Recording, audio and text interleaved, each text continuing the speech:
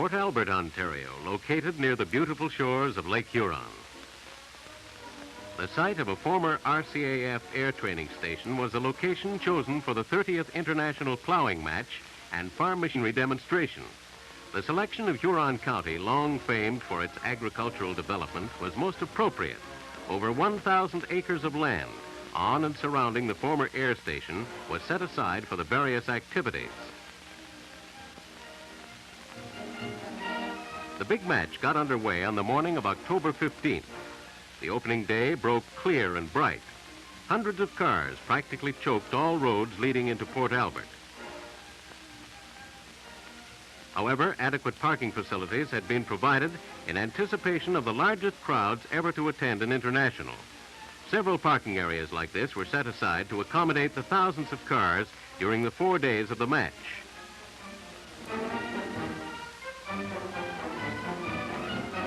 The opening morning saw dozens of tractors from Huron and adjacent counties being unloaded. In the tractor parking area, over 125 tractors were being tuned up to ensure they're being in perfect operating condition for use by 437 contestants in the numerous tractor plowing competitions. Real early each morning, this area became a beehive of activity.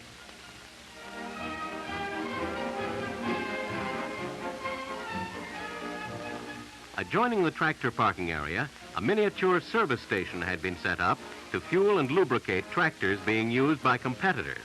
This service station also opened bright and early each morning. It was well staffed so that no time would be lost in getting the boys on their way out to the fields.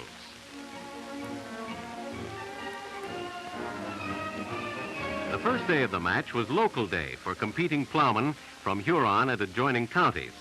Local committees from these counties ran off their contests to determine the outstanding plowmen. The winners of these locals then participated in final events during the remaining 3 days of the match.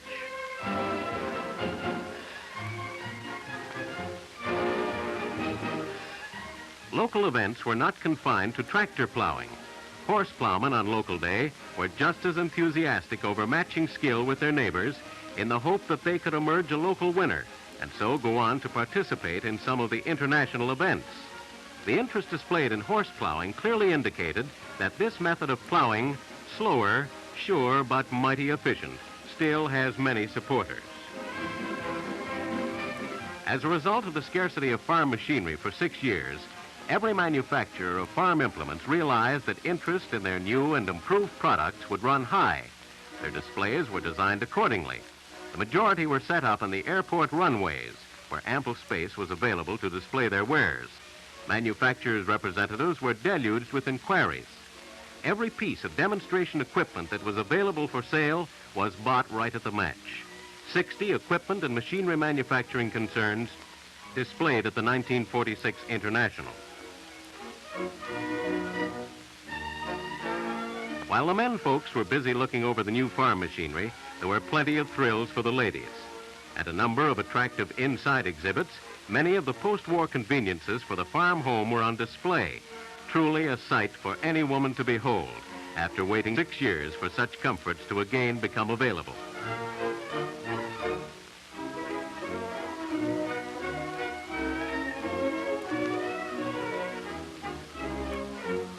The Dominion Department of Agriculture, a staunch friend and loyal supporter of the Canadian farmer, had this attractive educational display which created a great deal of interest. Valuable pointers on the scientific production of beef were effectively displayed.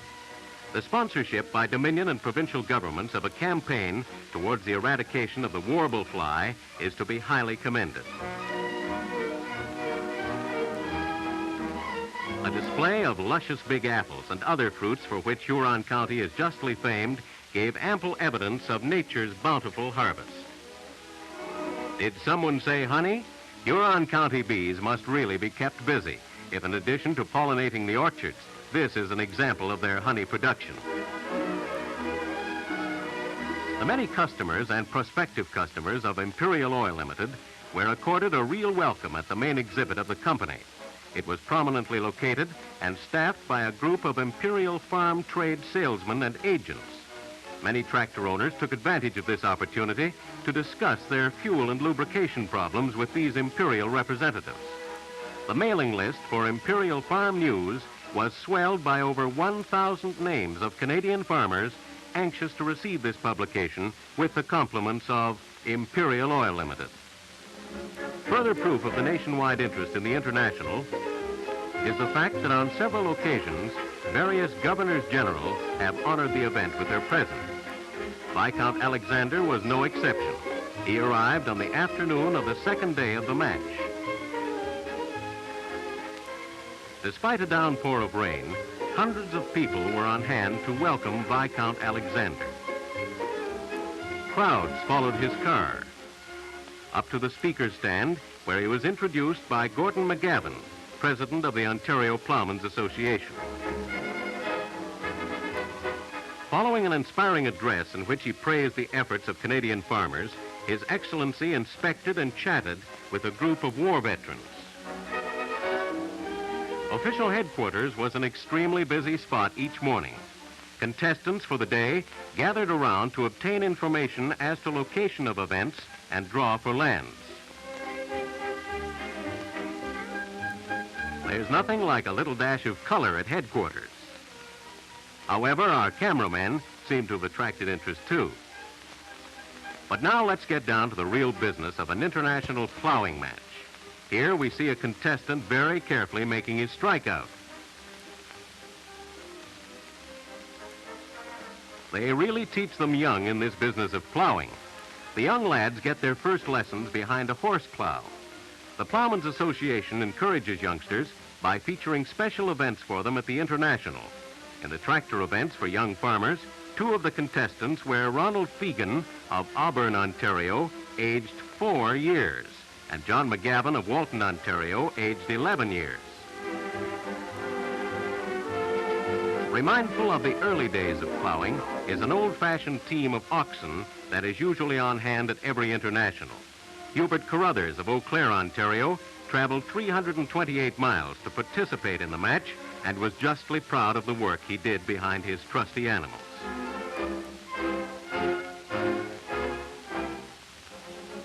But what a comparison between the last scenes and this most up-to-date method of modern plowing.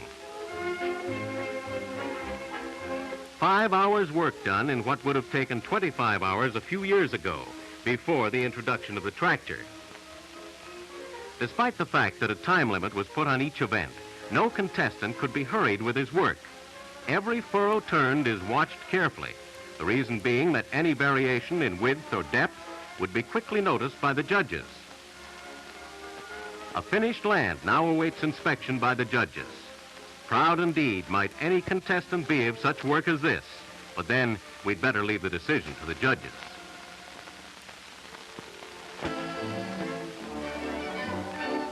By the way, here was an interesting action that our cameraman caught. The Honorable Senator J.J. Duffus of Peterborough, a pioneer of the Ontario Ploughmen's Association and past president, shows a potential champion in the making some of the fine points that a good judge looks for when examining the work of plowmen. He points out the necessity of uniformity and width of furrows. The importance of equal depth of adjoining furrows is being stressed. He indicates that no detail escapes a judge. The Canadian Broadcasting Corporation played a really important part at the 1946 International. A mobile recording unit was darting about the grounds, recording right on the spot events such as the Governor General's speech and various contests for use on later broadcasts. This unit was truly an old battle wagon.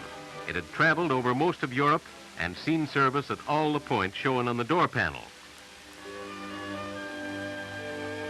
The Ontario section of the CBC farm broadcast originated in the temporary studios set up by the corporation right at the match.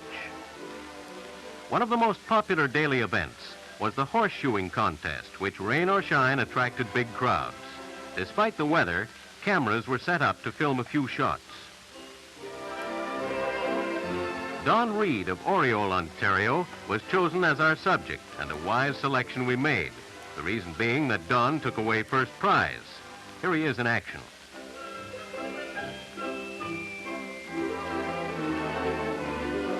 After the hoof has been paired, the next step is to determine the proper shape of the shoe. This is one of the fine points of the art of horseshoeing. The next step is to properly shape the shoe to provide proper footing. Similar to an automobile tire, a shoe must be shaped accurately to the hoof and built to provide good traction.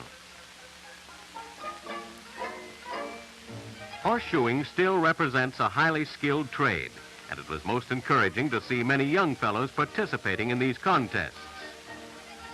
The log sawing contest, sponsored by National Selective Service, stirred up some real competition. Beech logs 18 inches in diameter were the medium used to prove the prowess of the various teams. The record time for sawing through an 18-inch log was 56 seconds. A most interesting exhibit was a collection of tools and implements used by settlers in the early days. This exhibit lent an atmosphere of quaintness to an otherwise modern setting, blending an element of the old with the new, and a tangible reminder of our early pioneers.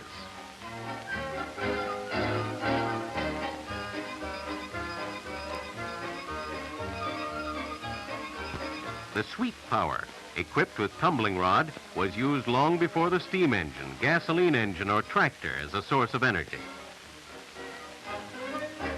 An old-fashioned 3-horse treadmill was an ingenious device which took the motion of the tramping feet of animals and converted it into belt power.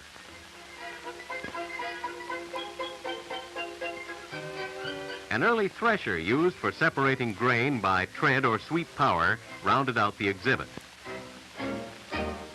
The National Film Board utilized the theater facilities of the RCAF station to show a series of educational moving pictures. During the 4 days of the match, 18,370 people attended 50 shows. It was the privilege of Imperial Oil Limited to supply motor fuels and lubricants to competing tractor men. Much goodwill was built up for Imperial farm agents and dealers through a message carried on several signs installed about the grounds.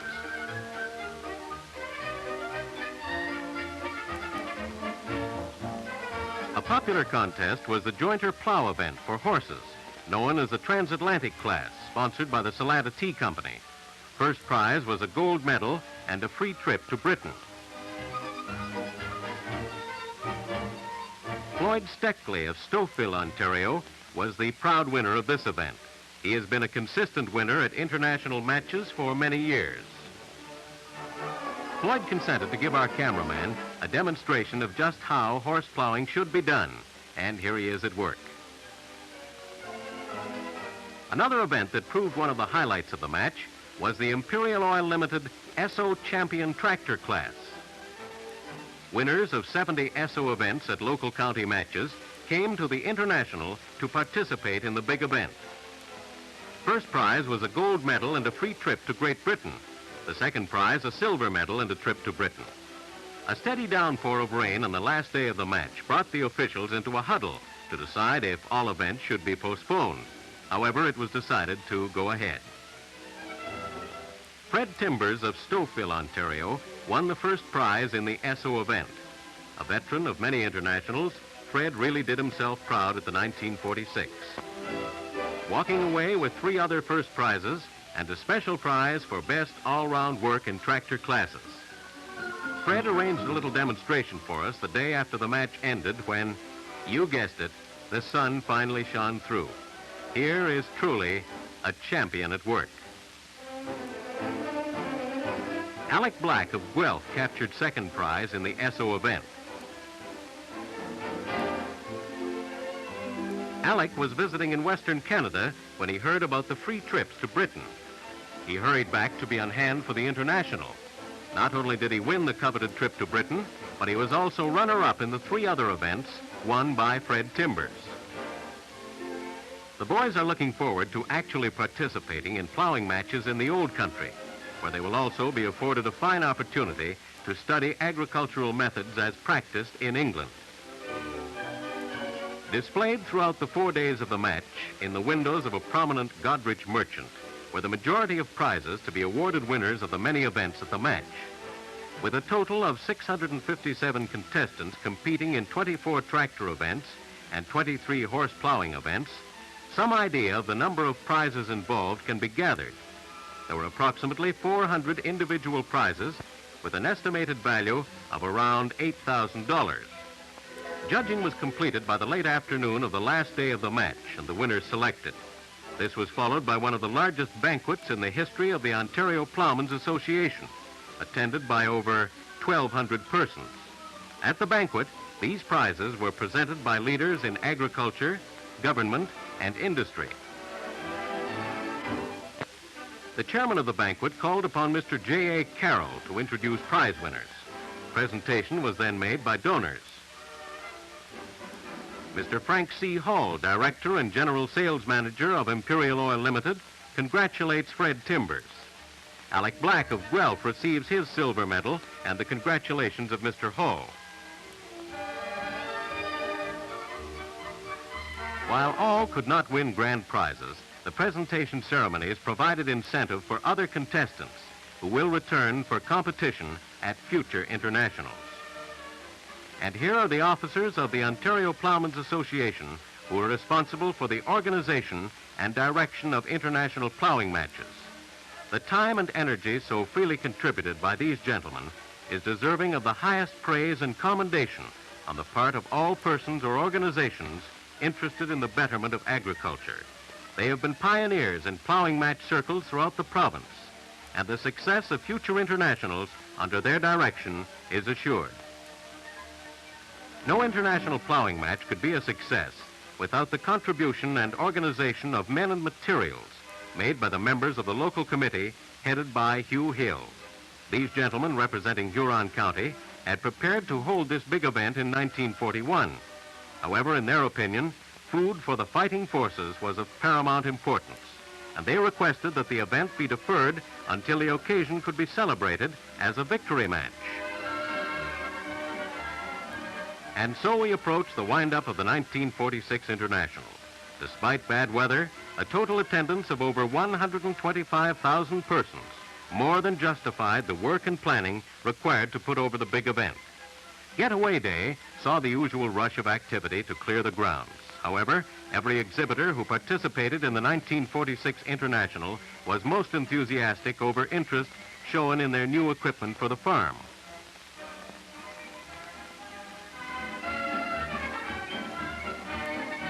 The Ontario Ploughmen's Association has every reason to feel proud of the success that attended their first International held in 5 years. They can confidently look forward to even greater interest and enthusiasm on the part of Canadian farmers in future matches. To the good folks of Huron County with their slogan, Huron for Hospitality, goes a big hand for a swell job well done. Continued success of future local and international plowing matches is the wish of the many friends and loyal supporters of these contests. This wish is heartily subscribed to by Imperial Oil Limited.